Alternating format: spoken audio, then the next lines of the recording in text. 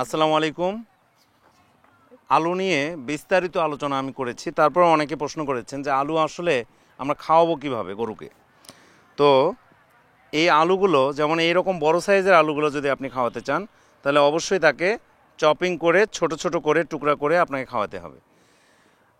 একজন বলেছেন যে আমরা সিদ্ধ করে খাওয়াবো নাকি আসলে কাঁচা খাওয়াবো। আমি কিন্তু এর আগেও বলেছি যে সিদ্ধ করেও খাওয়াতে পারবেন, কাঁচাও খাওয়াতে পারবেন, তবে সবথেকে ভালো হচ্ছে কাঁচা খাওয়ানো। কারণ হলো যে এখানে আপনি কাঁচা খাওয়ালেও যা পাবেন, সিদ্ধ খাওয়ালেও তাই পাবেন। অযথা এর পিছনে খরচ করে লাভ নাই, বরঞ্চ সিদ্ধ খাওয়ালে আপনি কিছু কম পাবেন। যেমন এখানে যে ভিটামিনগুলো আছে, এই ভিটামিনগুলো আপনার নষ্ট হয়ে যাবে সিদ্ধ করার কারণে। তো এটা আপনাকে চপিং করে কাঁচা খাওয়ানোটাই ভালো। আচ্ছা, কিভাবে আপনি খাওয়াবেন? এটা কুচি কুচি করে কেটে নিয়ে আপনি আঁশযুক্ত যে খাবারগুলো আছে সে খাবারের সঙ্গে মিক্সড করবেন। আঁশযুক্ত খাবারের মধ্যে হচ্ছে আমাদের খড়, ঘাস, এগুলো ছোট ছোট চপিং করে নিয়ে আপনি একসঙ্গে মিক্সড করে যখন আপনি ঘাস দিচ্ছেন, যখন খড় দিচ্ছেন, তার সঙ্গে আপনি আলুগুলো কুচি কুচি করে কেটে নিয়ে মিক্সড করে আপনি খাওয়াতে পারেন। এখন আমি বলেছিলাম যে 300 কেজি বডি ওয়েটে একটা গরুকে 15 কেজি পর্যন্ত আলু খাওয়ানো যেতে পারে। এখন 15 কেজি আলু আপনি কিভাবে খাওয়াবেন? আজকে যদি 15 কেজি আলু একটা গরুকে খাওয়ানো যায়, তো কালকে ওটাকে হসপিটালে নিতে হবে, ওটার বাঁচার সম্ভাবনা নাই। যখনই আপনি আলু খাওয়ানোর কথা মাথায় নেবেন, তখন অবশ্যই আপনাকে চিন্তা করতে হবে এটা কিন্তু ট্র্যাডিশনাল খাবার গরুর নয়, এটা নন ট্র্যাডিশনাল।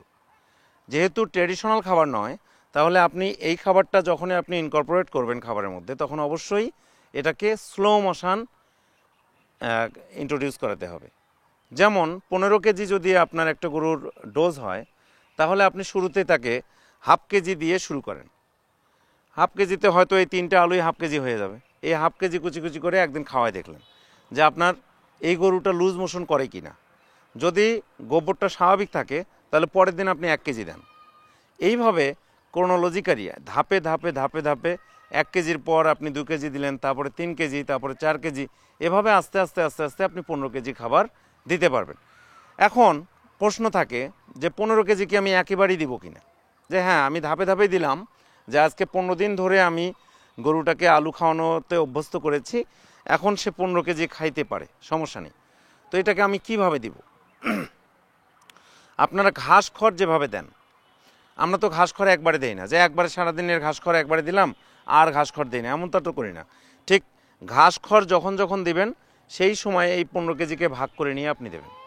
যদি 3বার আপনি ঘাস খড় দেন, তাহলে 3বারে এই আলুটাকে ভাগ করে নিয়ে খাওয়াবেন। যেমন 3 5 15, 5 কেজি সকালে দিলেন, 5 কেজি দুপুরে দিলেন, 5 কেজি বিকেলে দিলেন। আবার যদি মনে করেন যে হ্যাঁ, দুবারে আপনি খাবার দেন, দুবারেই ঘাস খড় সব দেন, তাহলে সকালে 7.5 কেজি, বিকালে 7.5 কেজি। এভাবে আপনি যদি আলুগুলোকে চপিং করে নির্দিষ্ট মাত্রায় এবং ধীরে ধীরে প্রয়োগ করেন, তাহলে আপনার গরুর খুব বেশি প্রবলেম হবে না। তবে এখানে অবশ্যই মনে রাখতে হবে যে এখানে ফাইবার জাতীয় খাবারগুলো আপনাকে বেশি দিতে হবে। ফাইবার জাতীয় যেমন ঘাস খড় বললাম, এখানে কুড়া, ধানের কুড়া, এগুলোও কিন্তু ফাইবার জাতীয় জিনিস। এগুলো আপনাকে এই সময়টাতে বেশি পরিমাণে দিতে হবে। এবং এর পাশাপাশি প্রোটিন, খোল জাতীয় জিনিস, ডাল জাতীয় জিনিস, এই খাবারগুলোর জন্য ঘাটতি না পড়ে এই আলু খাওয়াতে গিয়ে, এটা আপনাকে খেয়াল রাখতে হবে। আপনি শুধুমাত্র এই সময়টাতে কর্ন জাতীয় খাবারটা কম দিতে পারেন, যেমন ভুট্টা, গম, এই জাতীয় খাবারগুলো কম দিলেও চলবে।